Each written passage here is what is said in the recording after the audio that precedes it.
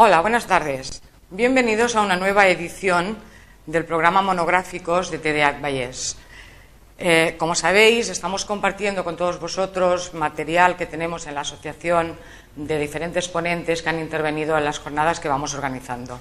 En este caso vamos a compartir una ponencia muy especial, y es que tuvimos la gran suerte de poder tener en nuestras jornadas de aniversario al doctor Luis Rojas Marcos. Él, como bien sabéis, es psiquiatra y profesor de la Universidad en Nueva York, pero además fue invitado porque es afectado de TDAH y su ponencia se llama Mi experiencia personal con el TDAH. Espero que sea de vuestro interés y que disfrutéis tanto como lo hicimos nosotros con él en su presencia en nuestras jornadas. Gràcies. Bona tarda a tothom. Sento molt que hem hagut de dinar amb aquestes presses, però crec que el ponent que vaig a presentar en aquest moment val la pena haver fet aquesta marató. Per nosaltres, com a associació, és un honor tenir aquí el doctor Rojas Marcos per diverses causes. La primera, perquè ell és una persona molt vinculada amb l'àmbit associatiu. Ell també és patró de la Fundació Dana i cada vegada que alguna associació li demana... Perdó, estoy hablando en catalán. Jo entenc català, molt bé. Perdón. Cada vez que alguna asociación le pide su colaboración, él está dispuesto para hacer su charla y darnos ánimos y tal. En esta ocasión, como que la jornada tiene un título muy explícito, que es TDAH, comorbilidad y una pregunta, adulto feliz, lo que intentábamos visualizar es qué puede pasar con una persona que detecta su problemática cuando ya es adulta y además la contestación a esta pregunta. A mí, cada vez que he oído al doctor Rojas en una conferencia, me da la sensación que es una persona realizada. Es una persona que se ha realizado a sí mismo, que ha hecho un trabajo que le apasiona y además que lo transmite cada vez que habla y lo explica. Y eso es lo que nosotros pretendemos visualizar. Es decir, nuestros hijos, los afectados en general, pueden llegar a ser adultos que sean capaces de hacer la misma función que hace el doctor Rojas Marcos cuando nos explica cómo él, un afectado de TDAH, ha vivido ese descubrimiento cuando ya era más mayor y además cómo se implica para poder darnos ese ejemplo y cómo ha sido su vida hasta llegar ahora a ser ya un adulto feliz. Que eso es lo que nos transmite cuando leemos sus libros y cuando oímos sus conferencias. También es cierto que si ponemos en Google TDAH famosos, pues nos salen muchísimos, ¿no? Nos sale Mozart, nos sale... A todos ellos, si ponemos Asperger, también nos salen. Por tanto, y además no los tenemos aquí para que nos expliquen su testimonio personal. Pero entre ellos sale también el doctor Luis Rojas Marcos, como TDAH famosos. Y tenemos la gran suerte de que nos puede explicar su experiencia vital hoy y en este momento, ¿no? Por tanto, doctor, bienvenido a la ciudad de Sabadell, en nombre de todos, y estamos encantados de sentir su conferencia.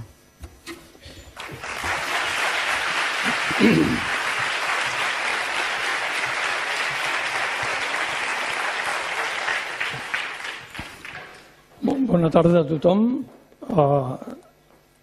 En primer lloc, m'agradaria agrair a la TDAH de Vallès la seva amabilitat per haver-me convidat a aquest acte. Mis amics catalans m'han aconsellat que per no espallar aquesta llengua que hable en castellano, ¿no?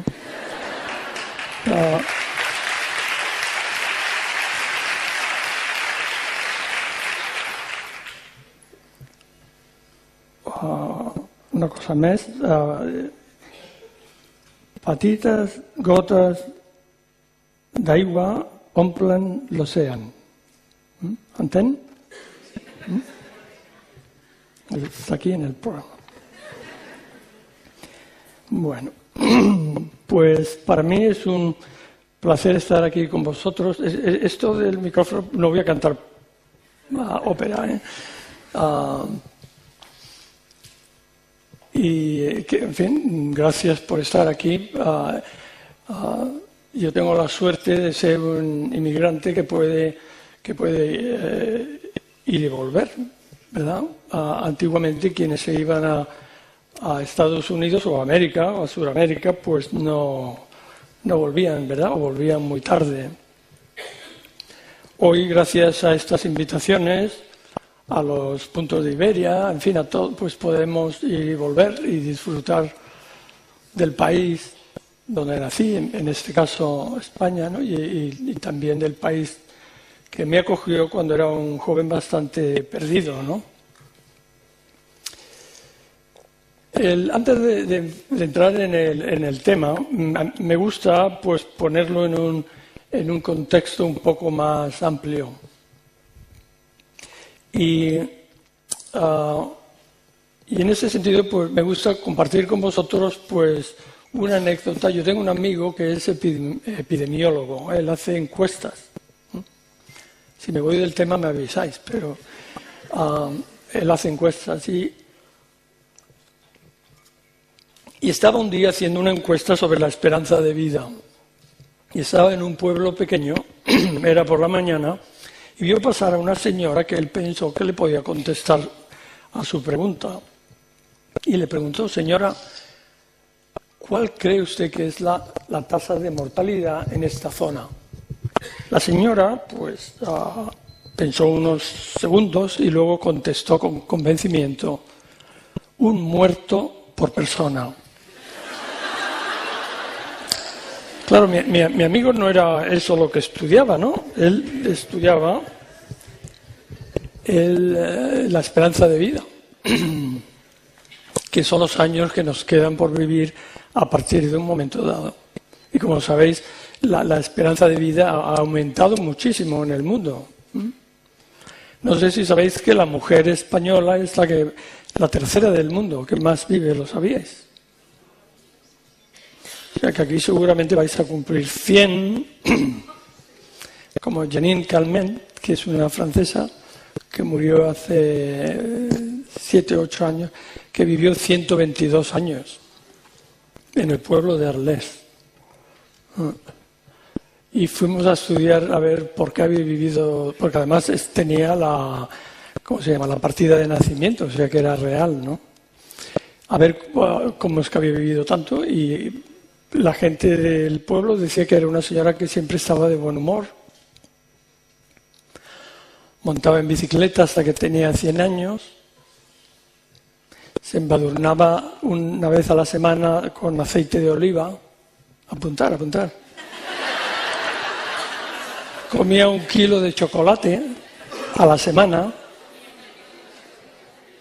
Pero sobre todo lo que les llamaba la atención es que era una señora de buen humor, que estaba como, imaginaros, con 122 años debía de haber pasado por todo, ¿no? Pues como os decía, la mujer española vive mucho. Yo tengo mi teoría, aunque no está demostrada, y a lo mejor un día pues podemos, Sabadell, ¿verdad? Podemos estudiar. Mi teoría es que la mujer vive mucho porque habla mucho. Esto no es un chiste, ¿eh?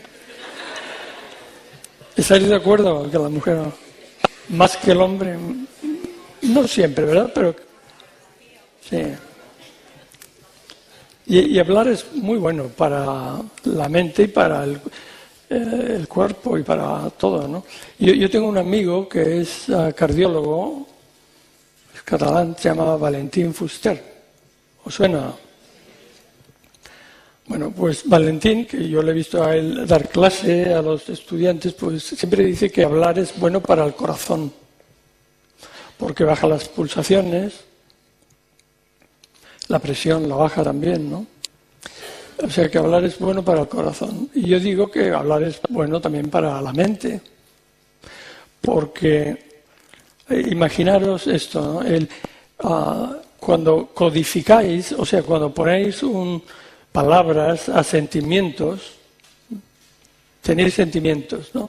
Y ahora lo vais a poner en palabras, pues ese proceso que hace el cerebro de traducir sentimientos como el miedo o la alegría, y ponerlo en palabras, ese proceso es muy positivo. Reduce la intensidad del sentimiento, sobre todo si el sentimiento es negativo. Pero además, al hablar, narramos, o sea, contamos la historia, ¿verdad? Por eso, en mi campo, en psiquiatría, si viene alguien muy preocupado, con mucho miedo por algo que le ha ocurrido, le decimos, siéntate, y la pregunta primera es, cuéntame. Porque la idea es, una vez que esta persona te narra, te cuenta eso que le da miedo, pues al narrarlo lo va a organizar, ¿no? Le va a dar un sentido también a su historia. Le va a quitar las incongruencias. Una cosa es sentir y otra cosa, o incluso pensar, y otra es contarlo. Al contarlo le damos sentido. Lo ponemos en un orden y le damos un significado a la historia. Por eso es muy útil. Y por eso no me extraña que, claro, que la mujer que habla más, pues vive más, ¿no? Y entonces hoy yo tengo la suerte de que me vais a dejar hablar, así que yo me voy a sentir mejor después. Quizás incluso me alarguéis la vida, un par de días, tampoco hay que exagerar. Porque me vais a dejar que os cuente un poco de mí, de mi vida, ¿no? O sea que vosotros sois los terapeutas y yo soy el paciente, ¿no? Pues nada, a ver, no sé por dónde... Bueno, yo nací en el año 1943. Probablemente soy el mayor de todos aquí, ¿no? ¿Eh? ¿Hay alguien mayor que yo? No me lo creo. Se te ve tan joven que no... Pero bueno, a ver, ponte de pie. ¿Os creéis que es... No te apuro. ¿Que es mayor que yo? No. Yo tengo 68. Es que habla mucho, probable.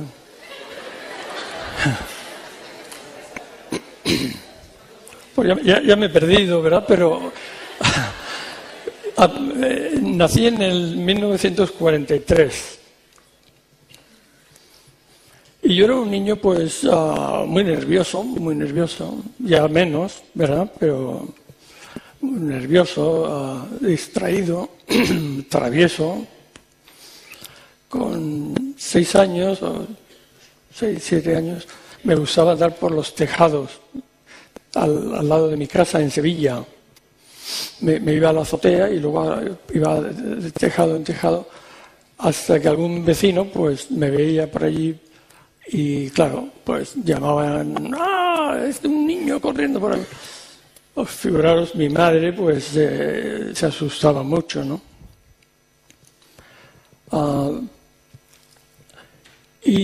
Pues era, claro, distraído e impulsivo. A los 9 años, porque mi madre es de Cantabria, de un pueblo muy bonito que se llama Liendo. El Valle de Liendo. ¿Conocéis Cantabria?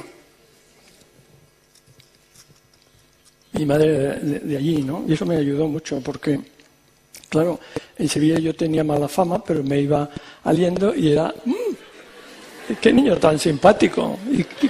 ¿No? Y además hablan andaluz. Bueno, con 9 años... Un día, pues, íbamos a la playa de San Julián, que es la playa de Liendo, en Cantabria. Y a la vuelta volvíamos para comer. Recuerdo que un amigo, Miguel Carbajo, que todavía vive, es un ingeniero hoy día, y Miguel me dice, Luis, ¿a qué no te atreves a meterle fuego a esos matojos?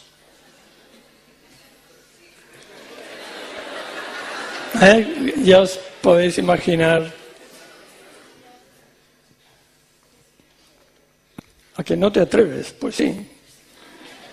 Sí me atrevo. Y pues nada, él me dio la cerilla y ahí fue, ¿no?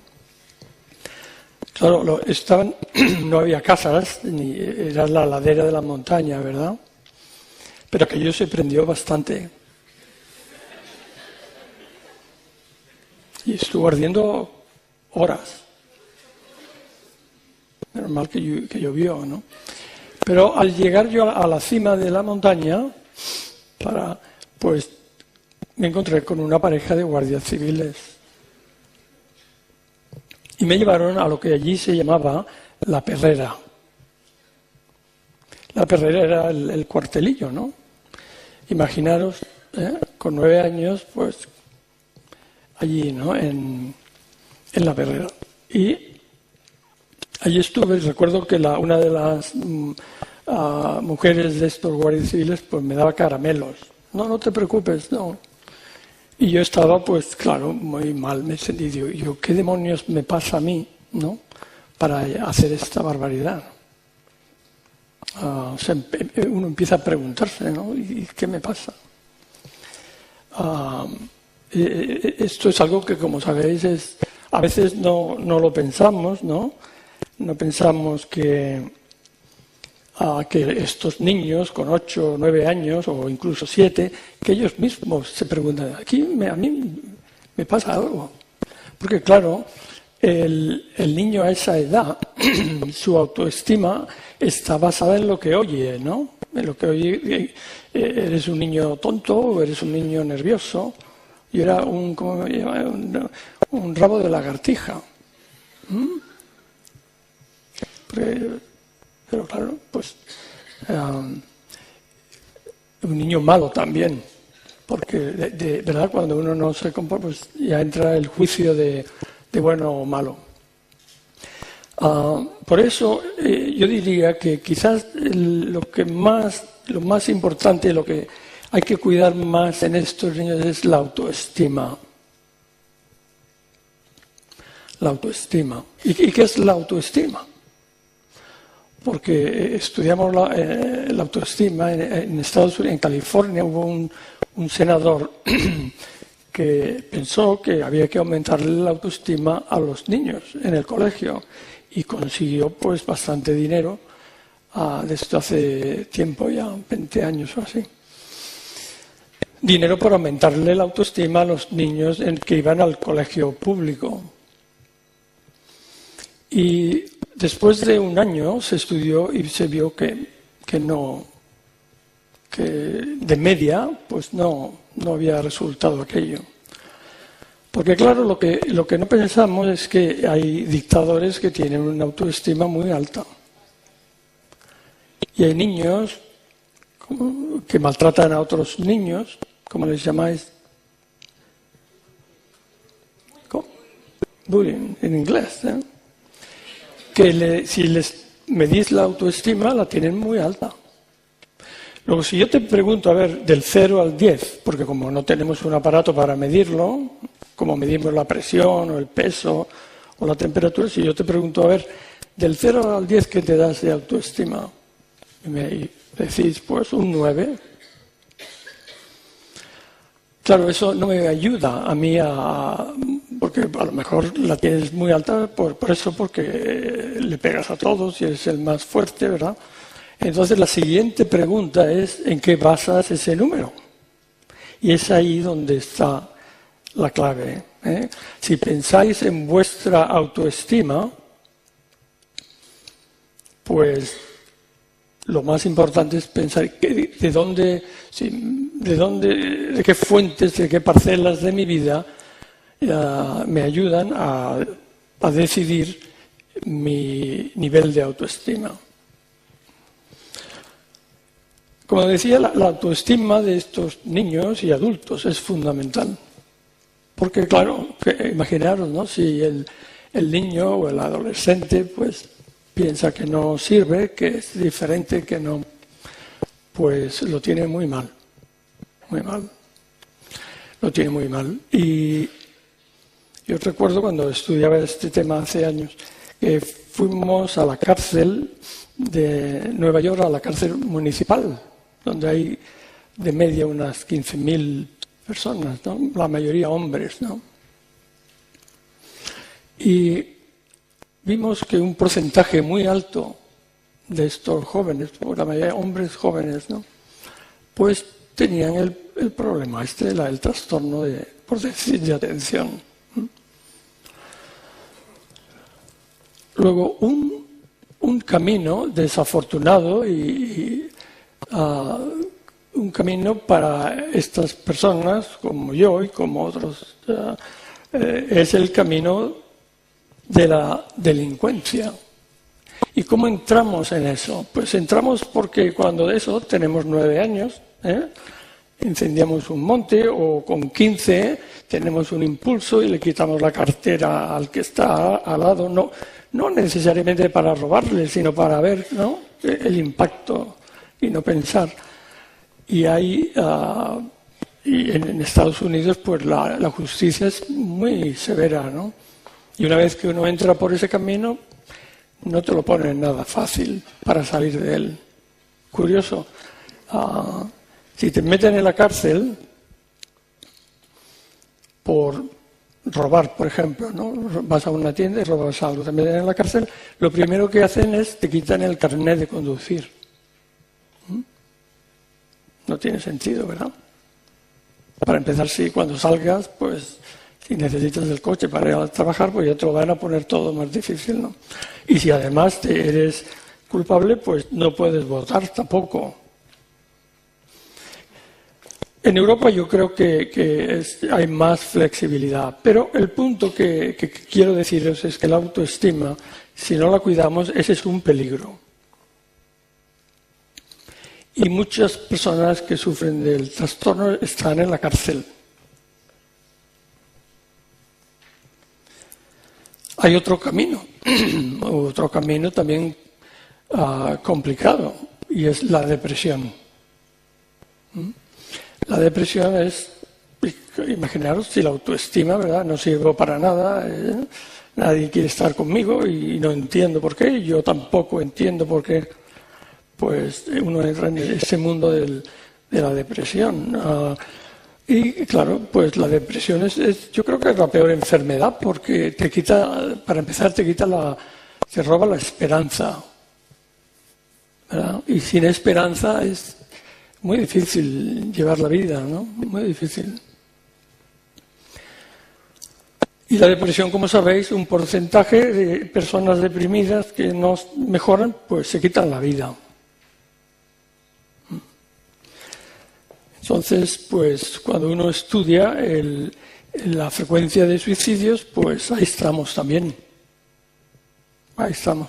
Los que tenemos este trastorno, pues hay un porcentaje mayor que comparado con el resto de la población, que pierden la esperanza, se deprimen, clínicamente deprimidos, o sea, que pierden ya ¿sabes? No hablo de una tristeza normal, esa no.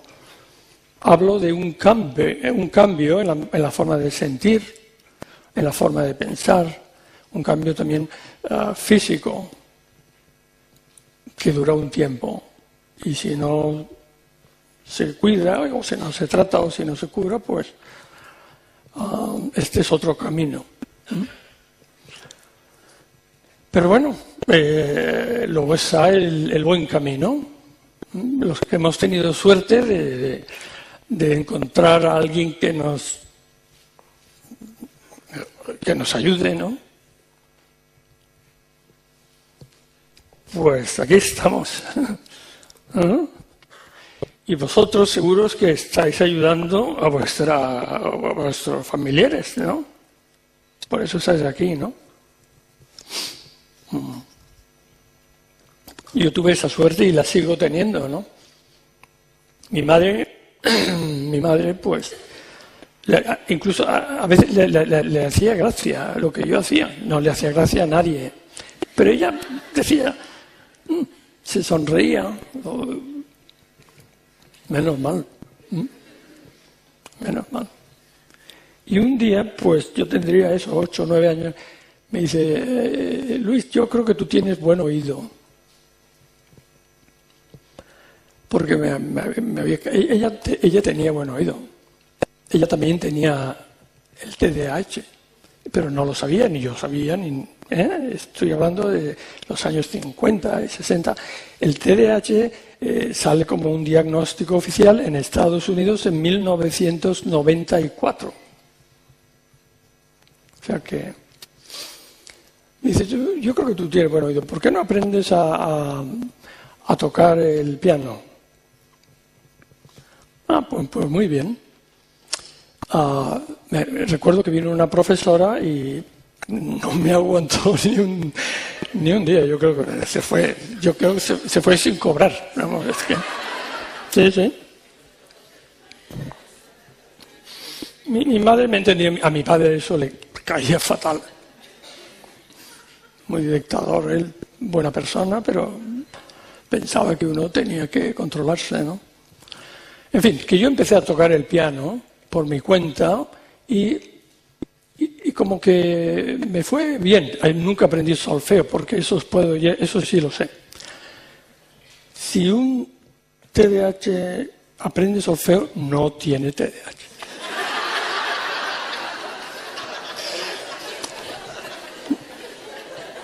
Taquigrafía y solfeo, no.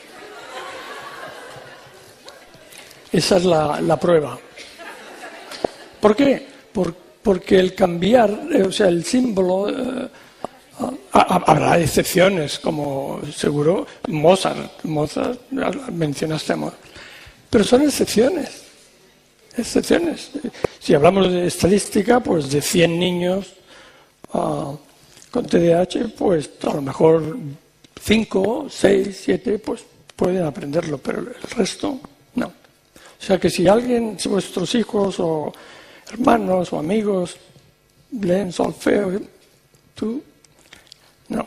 Bueno, pues, pero se me dio bastante bien, porque yo empecé a notar que aquello pues funcionaba, en el sentido de que al tocar el piano, pues ya, si mis padres invitaban a alguien a casa, decían, mi hijo Luis toca el piano. Aquello no me sentaba tan bien, ¿no? Pero, mira, entonces la autoestima, ¿verdad? Pues dice, mira, pues puedo hacer algo, ¿no? Y luego con 14 años, nos reunimos un grupo de amigos y montamos un cuarteto, el cuarteto Yungay. Yo tocaba la batería, que es el instrumento ideal para un niño, ¿verdad? ¡Pum, pum, pum! Porque eso sí, ritmo sí tenemos. El ritmo está ahí. Absolutamente. Claro, aquello me salvó. Me salvó porque cuando uno siente que hace algo bien, ¿verdad? Pues sin aquello, yo creo, sin la música, sin mi madre me decía, mira Luis, la música amansa a las fieras. La música amansa a las fieras, sí.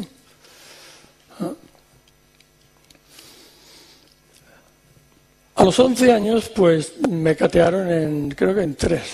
A los 12 en 4 y a los 13 en 6 y a los 14... No en todas. Le llamábamos las 3 Marías. Y una de ellas yo creo que la cateé también, que es la religión, la gimnasia, y entonces se llamaba Formación del Espíritu Nacional. Yo creo que esa fue la que... Mal.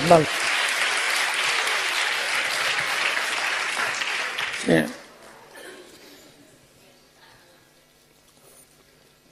A los 14 años, pues fue claro, eso fue ya el desastre, porque yo iba a un colegio, tuve la suerte de poder ir al colegio. Digo esto porque entonces la educación era un privilegio, no es como ahora.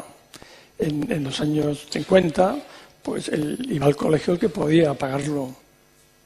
Y la mayoría, pues, iban al campo, a trabajar en el campo, o a servir, o en fin. Esto ya os indica cómo ha mejorado la humanidad, ¿no? Bueno, la cuestión es que ya con 14 años, pues aquello mal. Y me dijeron que me tenía que ir del colegio y mis padres pues pensaron, bueno, que aprenda un oficio, que aprenda idiomas. Y así estaba la cosa, pero mal. Yo me sentía muy mal, porque además mi madre quizás menos, pero el resto de las personas con las que yo estaba, pues lo de catear, pues les caía fatal. Ellos pensaban que esto era... pero antes de entrar por el mundo de esto, de aprender algún oficio, que quizás me hubiera ido bien, decidieron pues darme la última oportunidad. Y ahí fue otro momento en mi vida que tuve mucha suerte. Entonces, pues me mandaron a un colegio que era el colegio de los cateados. Todos los que estábamos allí habíamos cateado, pero bueno, no una ni dos, sino el colegio de los cateados. De la calle Fabiola, todavía me acuerdo, un patio así muy grande, pero todos éramos jóvenes fracasados, ¿no? Pero ahí tuve otro, lo que yo llamo ángeles de carne y hueso. Yo recuerdo que ir al colegio y una señora que gritaba, Doña Lolina, era una señora rubia, con así el pelo muy... unos labios pintados así muy rojos. Daba un grito desde abajo y se oía en el 5º piso, que había de 5. Y los niños, y los jóvenes y los profesores, ¿verdad? Bueno, pues Doña Lolina debió de ver algo rescatable en mí, porque yo no la conocía y... que recuerdo que muy pronto, yo tenía entonces 15 años y estaba repitiendo cuarto, entonces se llamaba, era otro sistema.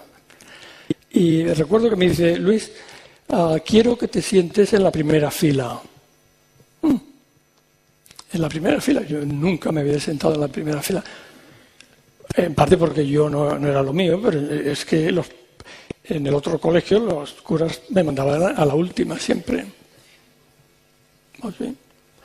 Y en una banca negra, y me pasé, pintaban una banca negra y a mí me sentaban en la banca negra.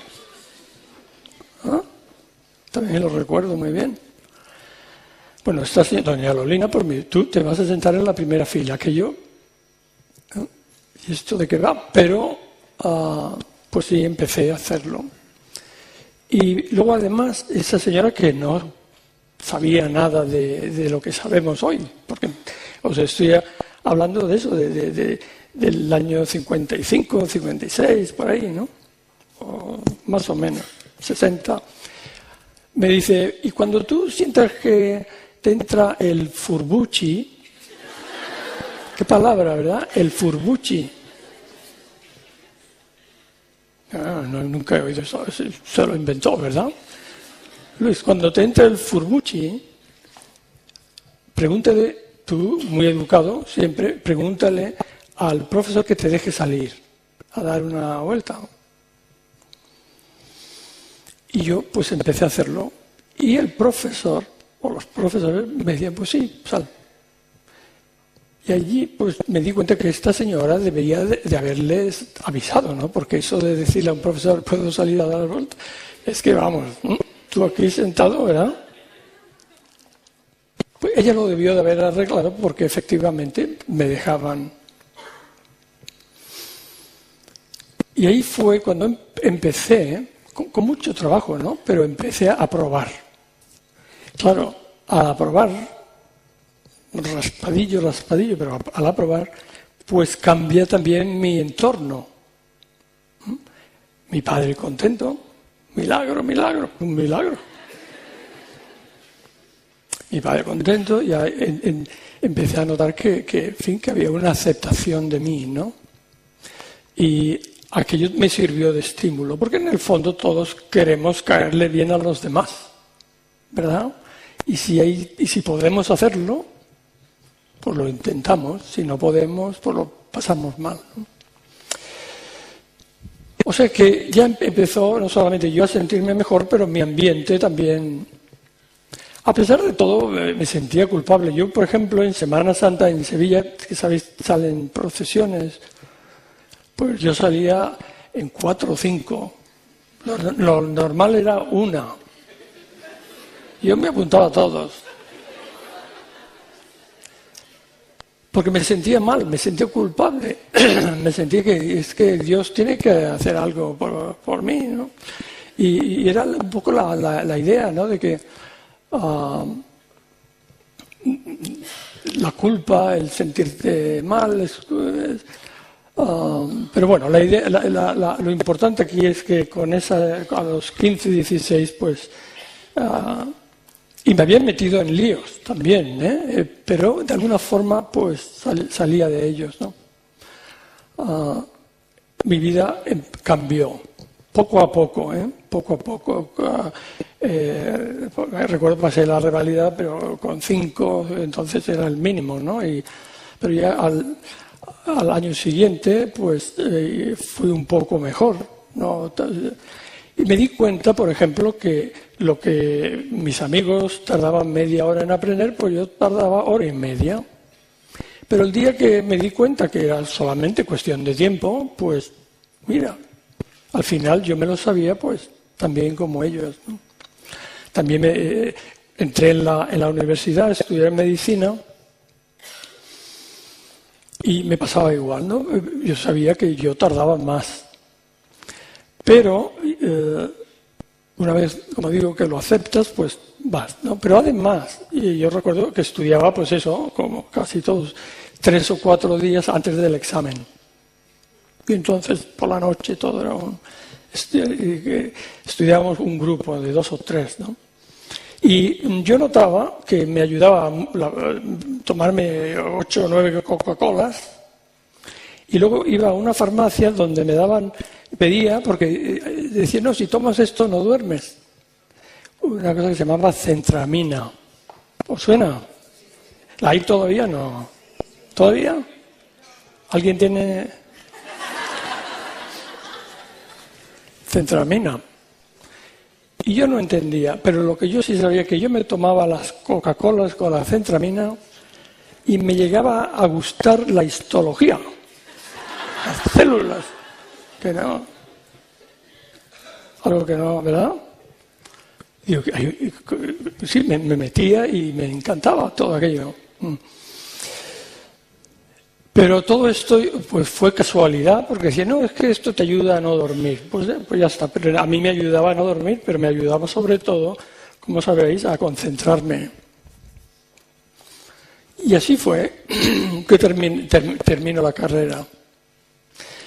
Y termino la carrera ya, pues más o menos bien, pero la termino. Y entonces, pues con 23 años, pues tuve que hacer la mili porque no te dejaban salir de aquí sin la mili. Y luego, pues, me fui a Estados Unidos, a Nueva York, entre nosotros, no decírselo a nadie, pero yo no estaba seguro dónde estaba Nueva York. Eso ya es incultura, no le culpo al... Y os digo esto porque recuerdo que fui a una,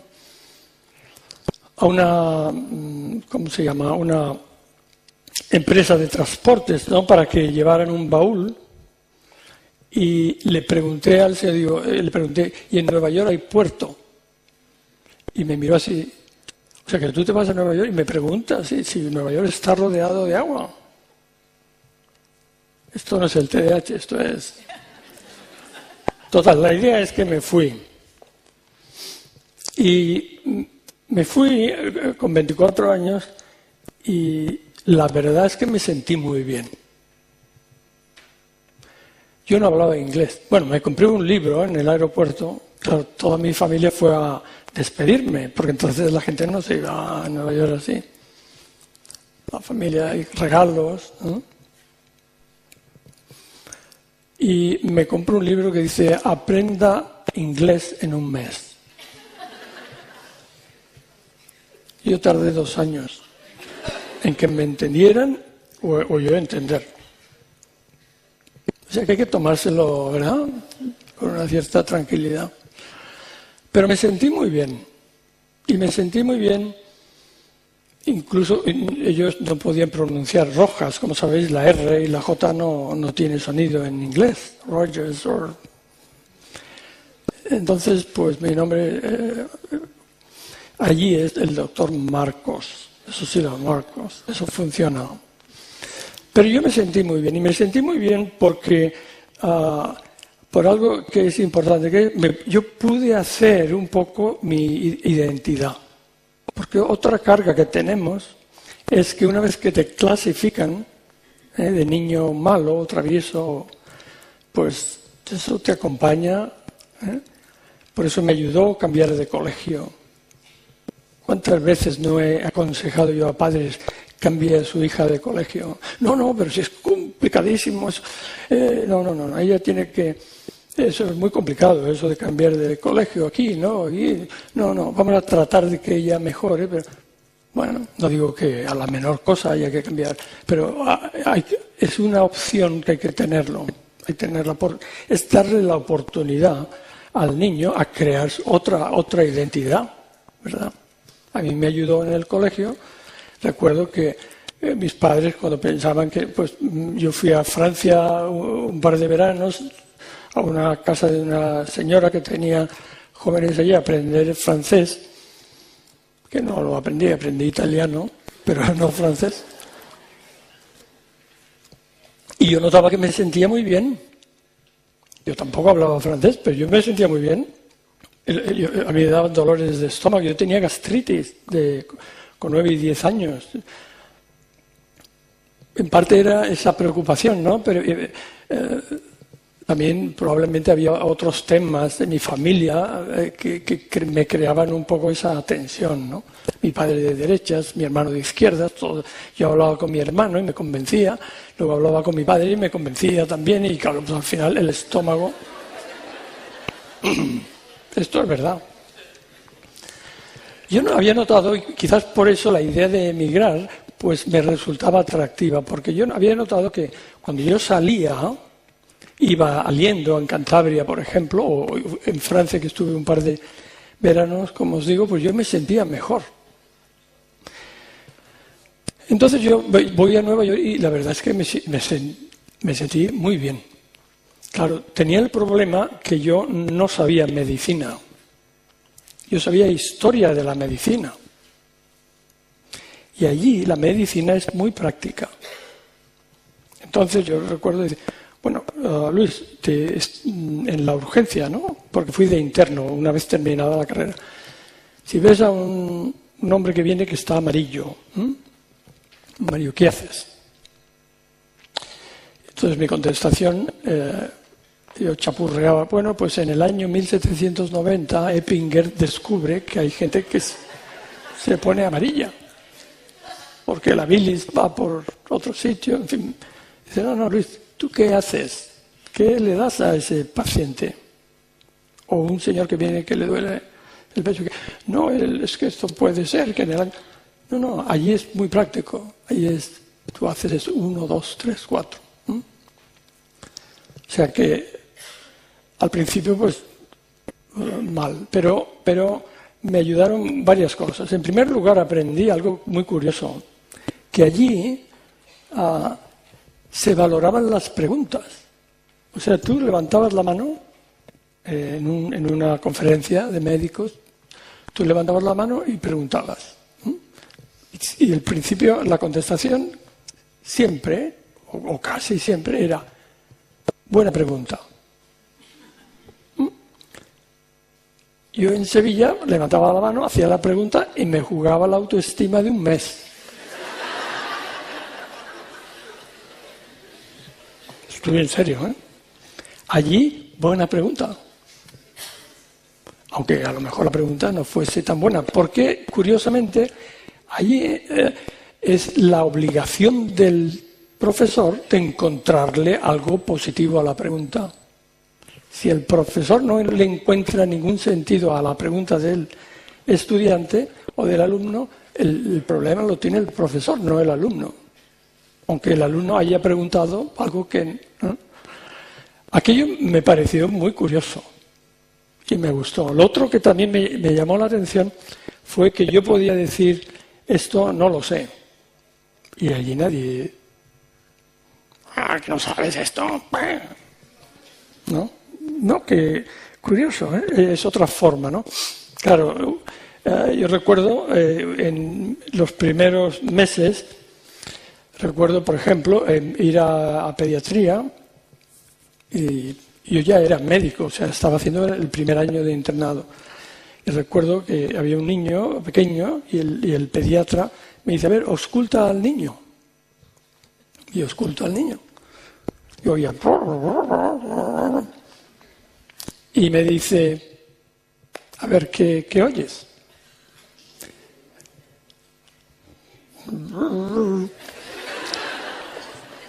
Entonces, digo, es que yo no estoy familiarizado con esto. Y cayó muy bien. No, está familiar. Bueno, como sabían que había venido de otro país, pues, yo te lo voy a explicar. Ese sonido quiere decir que el pulmón pues está, en fin, infectado o lo que fuera. La cuestión es que el contestar, yo no estoy familiarizado con esto, en inglés, ¿no? I am not familiar with this. Sencillo, eso lo aprendí yo.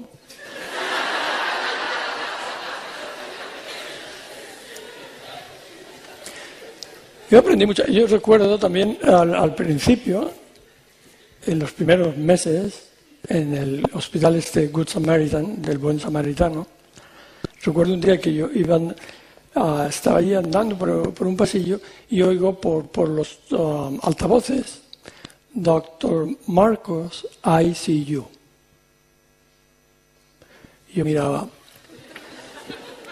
I don't see you. O sea, I see you quiere decir yo te veo. Y yo decía, pues yo no te veo. Y otro ángel aparece, un compañero sudamericano de Nicaragua, y me dice, no, Luis, te están llamando que vayas al ICU, a la unidad de cuidados intensivos.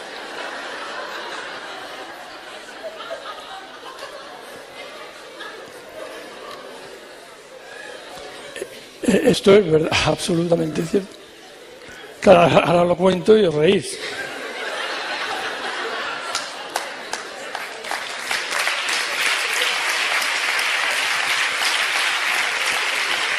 Claro, la idea de volver, cuando yo me vuelvo, y entonces me acordaba de que habían ido todos a despedirme con los regalos. Y digo, ¿yo cómo voy a...?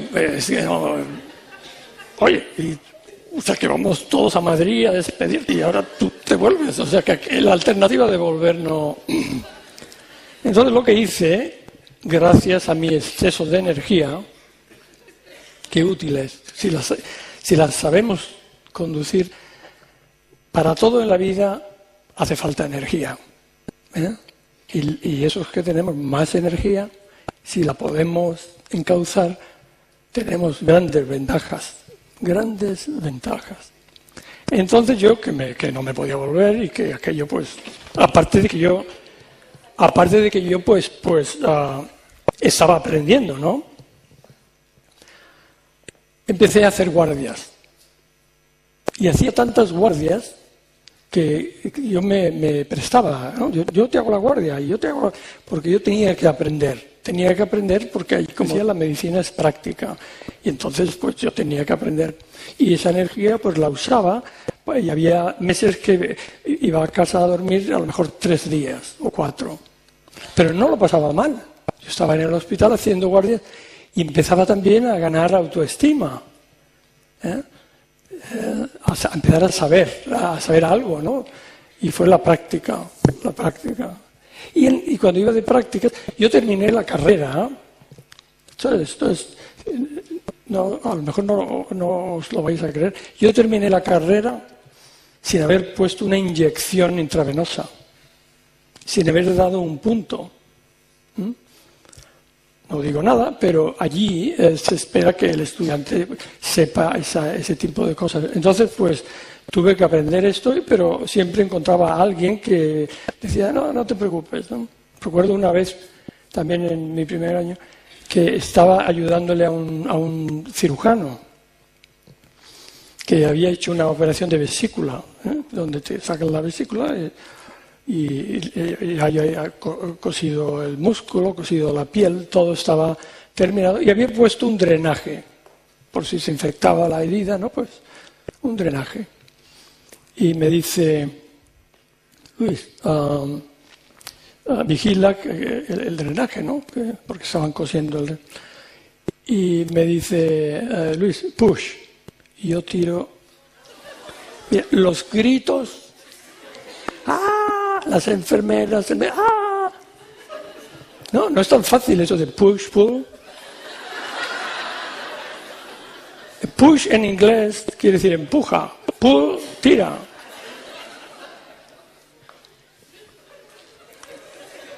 Yo no sé vosotros, pero yo me hacía un lío. Y aprendí de eso, del push, el pull y no. Y aquello, pues, no. Me paralicé. Pero imaginar, si yo le saco al señor el drenaje, pues tienen que volverlo a abrir otra vez. Mal. Pero sí, poco a poco, ¿verdad? Mucho de esto tiene que ver con el TDAH y otra parte de ello, pues, es las circunstancias, ¿no? Pero sí, la falta de atención no te ayuda, ¿no? No te ayuda. Y así, pues nada, pues termino la carrera y allí, pues la verdad es que me va muy bien. Empieza a irme bien. A irme bien en el sentido de que trabajaba mucho porque encauzaba y de alguna forma, pues siempre había alguien que, qué gracioso, o qué simpático, qué buena. Eso me ayudó. Entonces ahí entré al año siguiente, empecé a hacer psiquiatría. Eso fue en el 69. Y un día en clase, en el año 73, yo era lo que llamáis el MIR, ¿no? Aquí. Iba a clase de psiquiatría y la profesora era una psiquiatra infantil. Una psiquiatra infantil muy conocida, que entonces ya ha muerto, pero que escribía mucho, ¿no? Y la clase era sobre niños con, ¿cómo le llamaban entonces? No le llamaban hiperactividad, con problemas de conducta cerebrales, en fin, un nombre era en el año 73. Y dentro de ese concepto, pues estaban niños que habían tenido encefalitis y que tenían, pues eso, dañado el cerebro, otros que... Era un grupo de niños donde había de todo tipo. Pero ella empieza a dar la clase y empieza a describirlo y fue cuando yo me empecé a decir, pues, algunas de las cosas que ella dice, pues, yo parece que tuve eso, ¿no? Como que plantó en mí la idea en el año 73, pero como digo, todavía no se sabía. Pero aquella fue, yo creo que el momento donde yo empecé a pensar, ¿no? Y un poco también me ayudó porque para entonces, para ser psiquiatra, pues se veía bien que fueras a tu psiquiatra, ¿verdad? Entonces yo iba a mi psiquiatra porque me obligaban. No, porque lo necesitaba. O sea, si vas entonces, ya las cosas han cambiado, pero si te ibas a dedicar a la psicoterapia, pues te decían, te vendrá bien pasar por ese proceso, porque así te conoces mejor, porque así a tus pacientes, pues te puedes relacionar con ellos y mantener la distancia. En fin, que aconsejaban. Yo cuando empecé a ir, me di cuenta que a mí aquello me ayudó mucho. No necesariamente para ser psiquiatra, me ayudó porque empecé también a conocerme mejor. Y en fin, que es muy útil también, a ver mis reacciones y a ver la causa de mis comportamientos. Aquello también en mi vida fue muy útil. Y así fue, ¿no? Así fue. Fui avanzando y yo recuerdo que siempre ha habido alguien en mi vida que de alguna forma, pues, pensaba, por ejemplo, en el 77,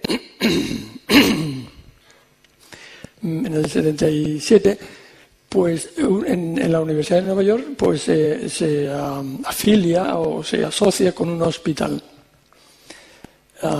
y necesitaban pues un jefe de psiquiatría. Este hospital está en ¿cómo le llamáis? En la ciudad de China, en la parte sur de Manhattan, donde Chinatown, ¿no? Y yo entonces pues trabajaba de eso, de médico psiquiatra en el hospital, pero y un día me llama el jefe y me dice, mira, que hemos pensado que tú seas el director de psiquiatría del Gouverneur. Es como gobernador en francés, ¿no? A mí aquello, yo, jefe de... Y se me ocurrió preguntarle, ¿y por qué habéis pensado en mí? Y dice, pues mira, hemos pensado que tú eres buena persona y te llevas bien con la gente y trabajas mucho. No porque fuese el más listo ni fuese el más, sino y que allí tenemos problemas porque es nuevo la idea de la universidad ir al hospital, la parte de la comunidad se oponía y entonces vamos a mandar a Luis ahí. Él de alguna forma se las arreglará, pero así fue. Y otro día pues conocí al alcalde, a Koch, y empezamos a hablar y tal y cual, y entonces él pensó, pues mira, o sea que siempre ha sido pues esto, la suerte, ¿no? de esto, la suerte de tener a alguien que crea en ti. Yo creo que eso es fundamental. Para salir de este trastorno o para continuar con él, porque hoy sabemos que los adultos también tenemos esto. A unos mejoran, otros no tanto. Y algo que se me olvidaba, luego pues mi hijo, Joseph, pues nace y claro, eso fue ya más tarde, ¿no? Él tiene 26 años y era obvio que tenía este problema. Pero claro, entonces ya se sabía. Y entonces yo pensaba, ¿y de mi familia quién? Yo creo que era mi madre, porque mi madre no era muy hiperactiva, pero sí era muy distraída, muy distraída. ¿No?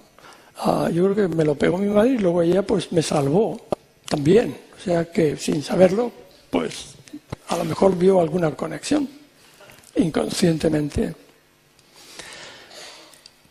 Yo creo que es fundamental el que les demos una oportunidad para encauzar su energía, el ayudarles ayudarnos a funcionar, a funcionar en la sociedad, porque podemos hacerlo. Vamos a necesitar una cierta ayuda, una cierta comprensión, pero si podemos hacerlo, y vamos a necesitar alguien que crea en nosotros, alguien que crea es muy importante, alguien que crea en nosotros, y eso nos va a ayudar. Y nos va a ayudar pues a tener la resistencia que te da la energía y también la flexibilidad, ¿no? Porque el TDAH también te da flexibilidad, energía y flexibilidad. Te adaptas a esto y a esto, pues ya no me acuerdo del otro, pero estoy con esto. Mientras que otras personas son más rígidas, ¿no? Y en el fondo esa mezcla, pensad en esto, esa mezcla de resistencia y flexibilidad es lo que nos ayuda a superar las adversidades en la vida, ¿verdad? Es como una pelota de goma. que le das el golpe, se amolda, no se rompe y luego vuelve al estado anterior. Y los seres humanos pues tenemos esa capacidad de nacimiento. Unos más, otros menos, pero todos. Y todos, la mayoría todos nacemos con la capacidad de ser felices. Vienen los genes. La tendencia a sentirnos bien en la vida viene en los genes. ¿Conocéis la fuerza de, ¿cómo se dice?, de selección natural? ¿Sabéis? O sea que en la evolución de nuestros genes, que no mueren, es la única parte del organismo que si tenemos hijos, nuestro gen sigue. En ese proceso los genes tienden a dar prioridad a aquellas facultades que nos ayudan a sobrevivir y a propagarnos. Entonces, ¿no creéis que la tendencia a sentirnos satisfechos con la vida nos ayuda a sobrevivir? ¿Verdad? Si no, ¿cómo explicar que cada día somos más en el mundo? Ya casi 7.000 millones y cada día vivimos más. Si pensáramos que la vida no merece la pena, ¿para qué tener hijos? ¿Para qué? A la menor cosa, ¡pum! ¿Ves? Esto no, ¿verdad? Tiene que haber algo en el ser humano que nos impulsa de una forma natural a sentirnos bien, a sacarle a la vida algo positivo. Y esta fuerza, si la podemos alimentar, pues ahí está. Yo veo que alguno mueve la cabeza como diciendo, no. Nosotros, cuando estudiamos la felicidad, no le llamamos felicidad. Le llamamos satisfacción con la vida en general.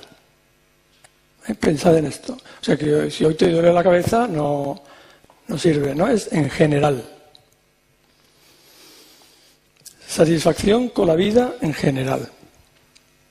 Y como no tenemos un aparato para medirlo, si yo lo tuviera, pues iría a ver un 3, un 4, un 9.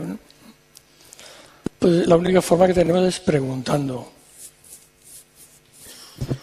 Entonces, ¿os puedo hacer una pregunta? ¿Sí? Aquí estamos en familia, pues. Pensad en vuestro nivel de satisfacción con la vida en general. Y ahora pensad en una escala del 0 al 10. El 0 es fatal, ¿no? No. Y el 10 es muy alto. De hecho, si hay alguien que se da un 10, ¿alguien se da un 10 en satisfacción con la vida en general? Un cliente. Yo doy mi tarjeta. A quien se da un 10 le doy mi tarjeta. Por eso allí nos va tan bien, ¿no? Entonces la pregunta es esta. De todos los que estamos aquí, en esa escala del 0 al 10, y os lo voy a poner difícil, en esa escala del 0 al 10, y pensad en satisfacción con la vida en general. Satisfacción con la vida en general. Aquellas personas que estén aquí y que se den un 6 o más alto, que levante la mano. Madre mía, yo diría que el 80%, por lo menos, más los tímidos, pues el 90%. Curioso, ¿eh? Y ahora os voy a hacer otra pregunta. ¿Qué le dais del 0 al 10 al mundo, a los otros? ¿Le dais más o le dais menos? Menos, ¿verdad? El mundo está fatal. Pero luego yo voy a esa gente que le dais un 4 o un 3 y ellos se dan un 8 y a vosotros os dan un 4. Es curioso. ¿Por qué tendemos a sentirnos más felices que los demás? No, es que eso está fatal. Bueno, ¿y tú? No, yo un 8. Con la crisis. ¿Y tú? Yo un 7. ¿Y tú? Un 9. ¿Qué pasa? Pues lo que pasa es lo que os decía antes, que nuestro cerebro funciona de una forma que nos hace enfocar lo positivo, a no ser, claro, que estemos deprimidos. Otra pregunta, y si me paso de la hora yo creo que ya ¿no? Otra pregunta. Os voy a pedir que escribáis, no va a dar tiempo, pero que escribáis 20 recuerdos. 20 recuerdos de vuestra vida. Y ahora os voy a preguntar, ¿vais a escribir más recuerdos positivos o más recuerdos negativos? ¿Alguien va a escribir más negativos que positivos? ¿Uno? ¿Mi tarjeta también? Uno. Una. Perdón. ¿Ah? ¿Y eso? ¿Ah? Esta es la memoria selectiva. Bendita la mala memoria, ¿verdad? Bendita la memoria nos ayuda muchísimo a todo, a recordar lo positivo, a olvidarnos de lo negativo en general. La memoria no es algo que, no es un disco duro de un ordenador. La memoria lo mezcla todo, y a veces hasta se inventa cosas. Y te dicen, no, es que esto pasó. Y tú sabes que no, pero... la memoria es muy sabia y por eso digo que nuestro cerebro nos ayuda pues esto a tener esa resistencia, esa flexibilidad, la capacidad de adaptación, que Darwin decía que quienes sobreviven no son los más fuertes ni los más inteligentes, sino los más adaptables. Son los que sobreviven en un momento. Y luego está, pues, el pensar que uno tiene control. Dos cosas más y termino. Pensad en esto, que esto es muy importante para nosotros y para nuestros hijos. Las personas que piensan que tienen control o que ponen el centro de control dentro de ellas, tienen más probabilidades de superar la adversidad que quienes ponen el control fuera de ellas. Os lo voy a explicar. Como sabéis, en Estados Unidos hay muchos huracanes en primavera. Y hace unos años, pues, llamaba mucho la atención que en Illinois, que es un estado que está en el norte, morían menos personas en un huracán que en Luisiana, que está en el sur. Y entonces estudiaron, a lo mejor los huracanes son más fuertes, no. A lo mejor la estructura de las casas son más, no. Y al final llegaron a la conclusión, porque fueron a preguntarle a las personas que vivían allí. Y no te importe, dilo en alto. ¿Estás buscando a alguien? Preguntas. Yo pensaba que llevaba un cartel de... Bueno, a lo que iba. Entonces van a entrevistar a la gente de Illinois, a la gente de Luisiana, y ¿sabéis la diferencia? En Illinois, donde mueren menos, cuando les preguntaban, cuando te avisan que viene un huracán, ¿qué haces? Y en Illinois, pues decían, inmediatamente yo hago lo que tengo que hacer porque sé que puedo irme o me meto en el refugio. Y en Luisiana le decían, ¿y tú qué haces cuando sabes que viene un huracán? Y dice, yo salgo, veo las nubes y luego pues que sea lo que Dios quiera. La suerte, si tengo suerte. Pues. Si pensamos ante una adversidad, yo puedo hacer algo. Tenemos... En un accidente, ¿no? Accidentes de aviación, las personas que dicen, yo puedo salir de aquí o por lo menos lo voy a intentar. Muy importante, las personas porque claro, ahora tenemos la crisis económica, ¿no? Y entonces yo diría, yo puedo controlar la crisis. No. También tendría que ir a un colega si yo pienso que yo voy a resolver la crisis. Ahora lo que yo sí puedo es, yo puedo organizarme mi vida para que la crisis tenga menos efecto en mí. Puedo organizarme de forma para minimizar el impacto de la crisis económica en mi vida. A pesar de lo mal que estamos o que estoy, puedo hacer algo. Y esto funciona incluso cuando el puedo hacer algo es una fantasía. Otro estudio muy curioso. Un capitán del ejército turco habían ido a los Alpes a hacer unas maniobras, y en los Alpes. Y el capitán manda a los soldados, había unos 30 soldados, los manda a explorar aquello. Y cuando se van los soldados, cae una tormenta terrible de nieve. Entonces todo se pone blanco y los soldados no vuelven. Y el capitán se preocupa mucho. Claro, ¿qué he hecho? ¿Por qué no? Y a estos jóvenes los he mandado ahí. El capitán horrorizado, como es natural. Y al cabo de muchas horas, este estudio está hecho, vamos, que está publicado, por si os interesa. Al cabo de un día o día y medio, los soldados vuelven. Y claro, pues la alegría, ¿no?, de todos, ¿sabes? Y el capitán les pregunta, bueno, ¿cómo habéis podido sobrevivir y volver? Porque es que todo estaba blanco y no conocían el terreno.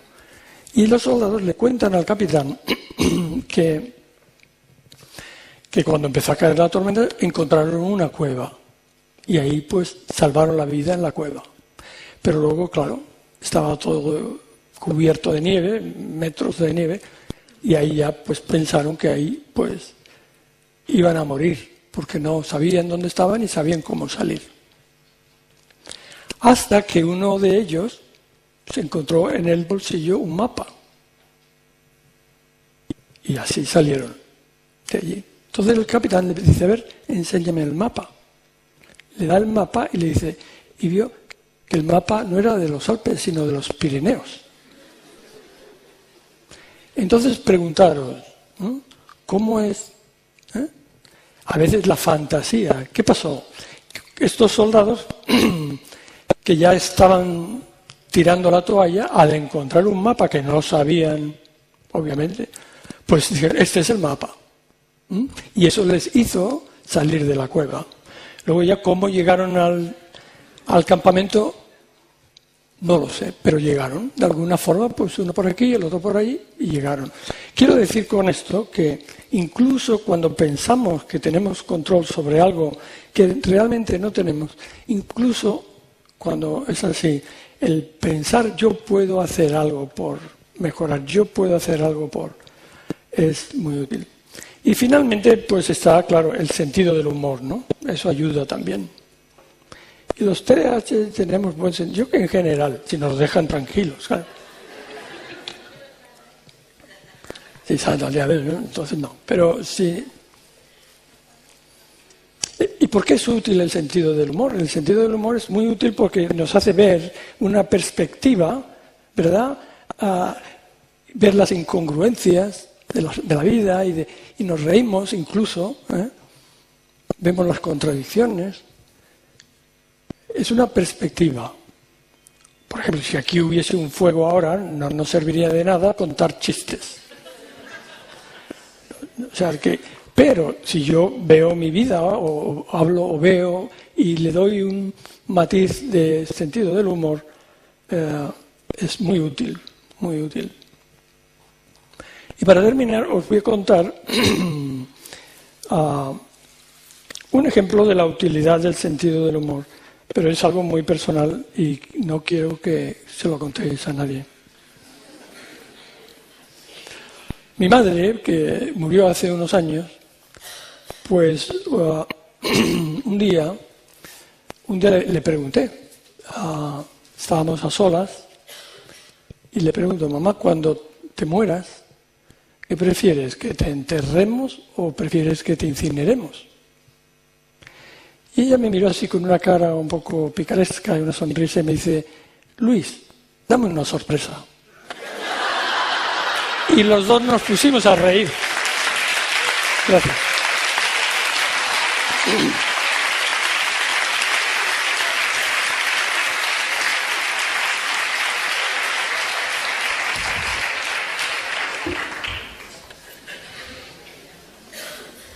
Bueno, Yo creo que las expectativas que todos nos habíamos creado con respecto al doctor Rojas Marcos han sido absolutamente cumplidas, con esta capacidad de empatía, de comunicación, de gracejo andaluz que todavía le queda, y que realmente el objetivo que yo os anunciaba cuando pensábamos en él como ponente era demostrar, pues eso, ¿no?, esta capacidad. Y un poco me da la razón al inicio de que yo hacía ayer por la tarde en mi exposición, en el inicio de las jornadas, que decía que lo que tenemos que buscar siempre es el lado maravilloso del TDAH, que es la polivalencia, la capacidad que tenemos los TDAH, esa capacidad, si sabemos canalizar la energía, de ser los que más trabajamos, eso es cierto, de ser los que, si tenemos un buen equipo a nuestro alrededor, somos capaces de hacer proyectos maravillosos, siempre y cuando seamos eso, capaces de materializarlos. Y eso, para eso necesitamos las herramientas. Bueno, tenemos una serie de preguntas, todas ellas muy interesantes, van muchas en la misma línea, pero hay una que sí que voy a leer especialmente. Dice: me sabe mal discrepar con usted, doctor Rojas, pero un TDAH sí que puede estudiar SOCE. Lo digo porque yo fui capaz de hacerlo. Tendré que hablar con el doctor Ramos Quiroga. Sencillamente fue cuestión de tiempo, dedicarle más tiempo al estudio. Pues sí, efectivamente. A ver, ¿quién ha hecho la pregunta? Porque tiene mérito. Rosmary. Pues sí, como yo dije antes, es cuestión a veces de estadística, como todo en la vida, ¿no? Casi todo. Hay una serie de personas que lo pueden porque le dan tiempo, o tienen el tiempo es fundamental, ¿verdad? Y el talento también hasta cierto punto. Pero en general, a los 7, 8, 9 años no es fácil, en general, esa traducción de símbolos a sonidos, ¿no? Pero obviamente hay excepciones. Otra dice: doctor Rojas, ¿qué es lo que más ha aprendido usted de tener TDAH? ¿Cuál es el mayor beneficio que le ha aportado en su vida?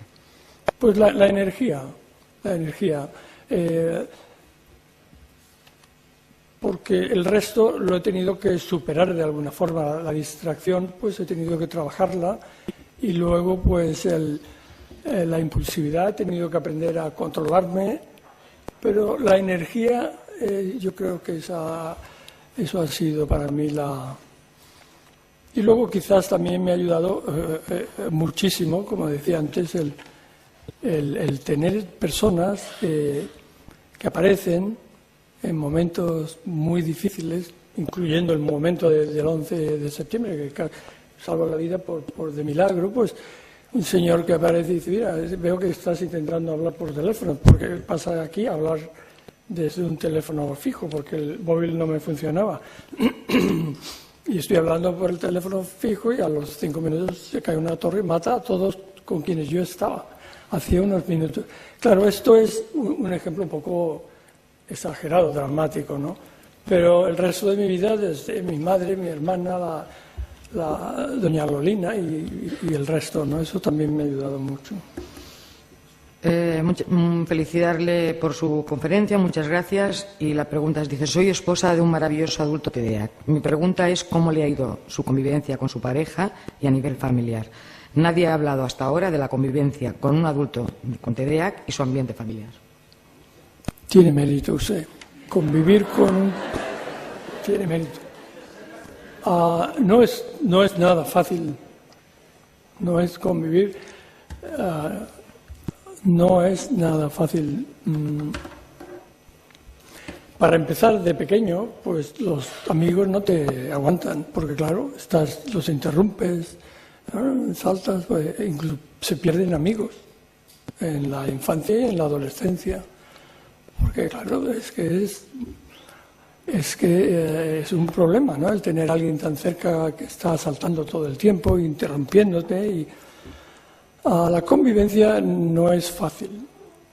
Yo he tenido también suerte en ese sentido, y lo que me ha ayudado es en parte es reconocer, y que mi pareja o mis hijos o mis amigos saben que en fin, que a veces que me pongo un poco nervioso. Ya con la edad, pues menos, ¿no? Yo creo que el reconocerlo es importante. Es también muy importante el no justificar lo que no se puede justificar culpando al trastorno, ¿verdad? Si no, es que, claro, te he dado 2 puñetazos porque tengo este problema. No, ¿verdad? O sea que una cosa es tener energía y saltar de un tema a otro, en fin, y otra es, pues, sobre todo a partir de una edad, de utilizar la energía para un fin destructivo o un fin que no es útil. ¿Qué le diría a una profesora de inglés que en la evaluación trimestral hace la siguiente observación? Continúa poco trabajador y disperso como siempre. Sacó un 6 en el examen.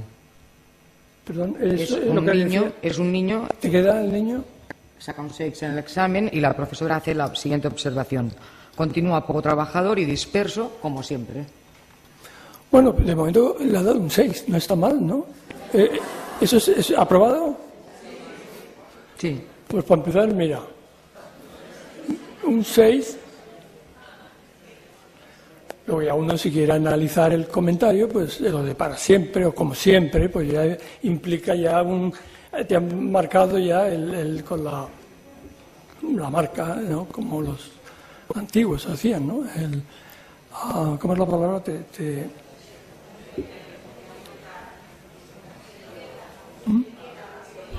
Pero hay otra palabra que marcaban a los... ¿Alguien lo...? Yo siento que le hacían a los esclavos, los tatuaban. Bueno, la cuestión es que ese comentario de como siempre, pues no es útil. No es útil. Disperso como siempre, no. Ahora el 6, yo me iría por el 6. ¿Por qué está usted a favor de cambiar a un niño de colegio? ¿No es mejor apoyarle y demostrarle que él no tiene la culpa, que él no tiene que irse, que él no lo está haciendo mal? Bueno, si el problema no es que lo esté haciendo mal, si ya lo sabe el niño o ellos. El problema es que los profesores lo están haciendo mal. Entonces, si uno... hay que darle a todo un sentido común, ¿no? No quiere decir que a la menor cosa vamos a cambiar al niño de colegio, eso no. Pero hay veces que no es el niño, es que a su alrededor no hay conocimiento, no es que haya mala intención, es que al no haber conocimiento, pues se le considera un niño insoportable, ¿no? Y el niño, pues claro, pues su autoestima, pues no. Entonces llega un momento donde vale la pena cambiar de colegio. Y a mí me ha ido bastante bien con ese consejo, pero claro, no lo doy a todos, ¿no? Como es natural, pero llega un momento donde, mira, cambia a tu hija de colegio y luego me han dicho, pues mira, qué buena idea fue aquella, ¿no? Como digo, hay que pensarlo, hay que razonarlo, pero no hay que descartarlo, ¿no? ¿Cómo ayudar a un niño con ansiedad si ya recibe fármacos y ayuda externa de un centro? ¿Cómo lo ha hecho usted desde el papel de padre? Bueno, un niño con ansiedad. Como sabéis, la ansiedad es miedo, pero un miedo donde no hay una causa objetiva, ¿no? Pero el sentimiento es el mismo que el miedo. Físicamente, pues...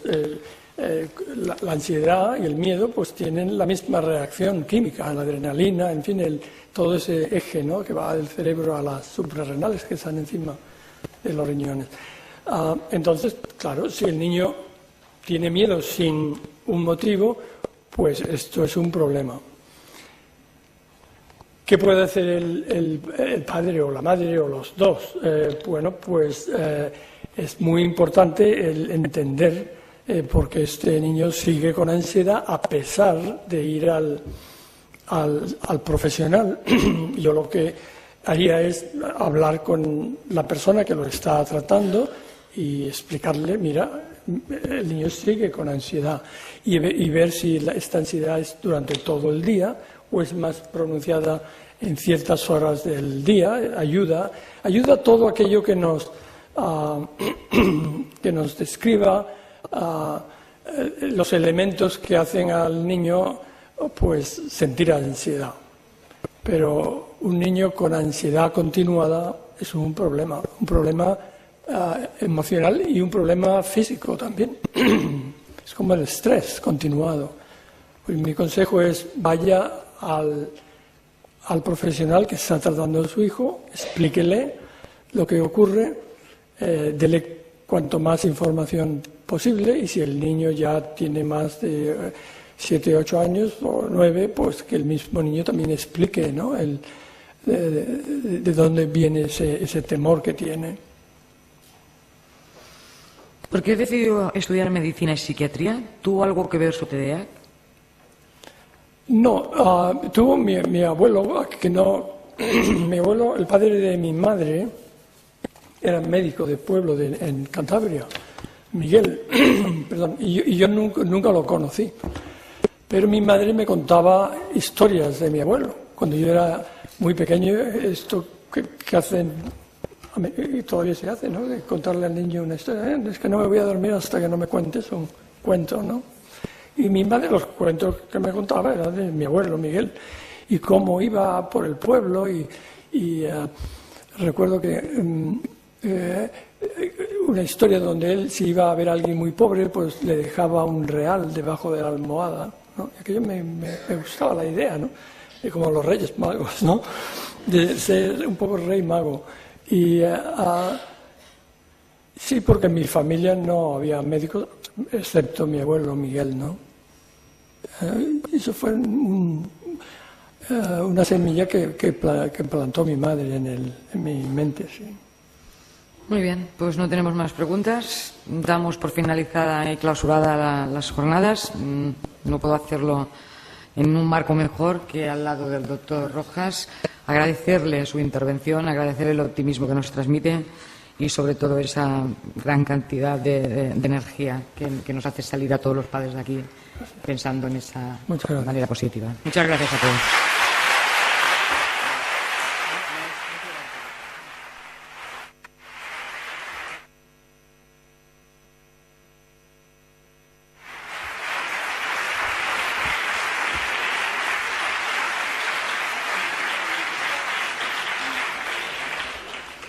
Solo un momento, por favor. Celebramos el 10º aniversario de la asociación y yo, como secretario, en nombre de toda la asociación, queremos felicitar a Ana por los 10 años de lucha que lleva con nosotros y con lo que nos queda por delante.